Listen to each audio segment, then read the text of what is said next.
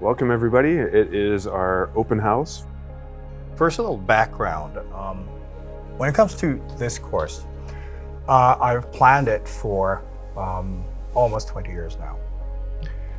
And the purpose behind it is to change how we work with crystals. And Marthe would like to share with you guys a little bit about what this course has been doing with her. I think it's done a lot.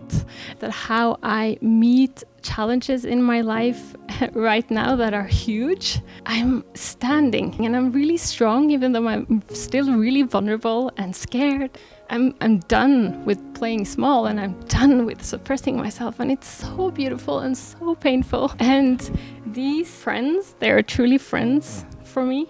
They are showing me and guiding me and teaching me and showing me myself and life. So instead of surrendering, submitting, following, reading all the books and doing all the right things and having all the right practices, it's about developing your own ability to determine what is right for you at any given moment.